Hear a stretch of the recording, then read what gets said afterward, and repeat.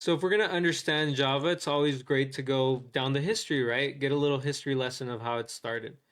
So birth of Java. Java was created by a team of developers at a company called Sun Microsystems, which is now owned by Oracle. Oracle is still around and does a ton of work, a ton of contributions to modern computing. So Java, that project was led by James Gosling and it had key contributions from Mike Sheridan and Patrick Naughton. So the project was first named Oak. It was in reference to an oak tree that was right outside Gosling's office.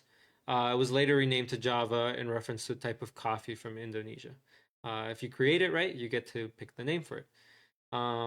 Yeah, when you look at to the history of a lot of these names, it's usually pretty random actually. So it was designed to be platform independent, so it allows programs to run on any device regardless of hardware and operating system.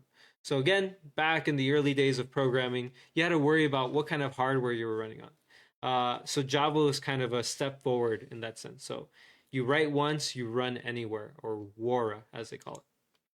So the project had five primary goals in creating the Java language. It had to be simple, object oriented, and familiar. It had to be robust and secure. It had to be architecture neutral and portable. So that means that it didn't matter where you were running it, the code would just solve the same problems.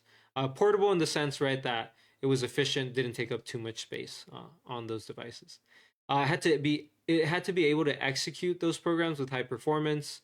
So it had to be efficient, not just in size but also in actually executing tasks. And then it had to be interpreted, threaded, and dynamic. So that might not all these might not make a lot of sense to you now, but as we get into further into the class, you'll kind of see some of the values of Java and how they show up in their code. So Rise and Fall of Java, just a little bit of history of Java. Go ahead and watch that. And when you're ready, we can continue with this video. So yeah, if you're on the slides, click on that play button. All right, so a little bit of history lesson on Java there from the Science Elf. Java today, right? So built on Java is this slide.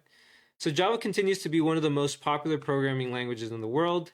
It's actually one of the primary languages that Android was built on. So Android is that popular mobile operating system, the competitor to iOS, Apple iOS.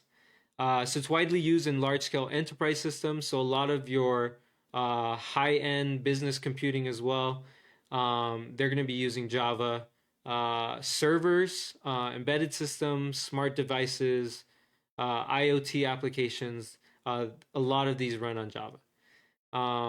Some popular frameworks, if you ever do, get further in your Java learning, Java Spring. Java Spring's an extremely powerful general purpose framework. You can work with databases. You can build an entire app just on Java.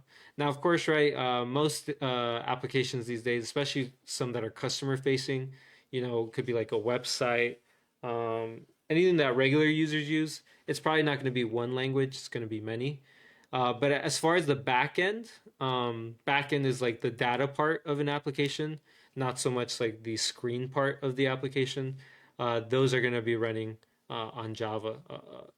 Yeah, Java is definitely omnipresent in technology these days. Again, these are front end, back end. These are all big concepts that I cover in that 101 class if you're interested in taking it.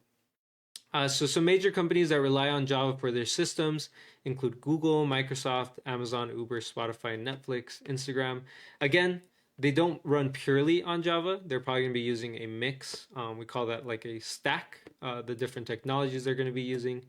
But Java is definitely something that runs the internet. As we saw in the history video, right? Doesn't run the internet as much, but definitely the backbone of the internet, which are like servers. Java is still pretty omnipresent.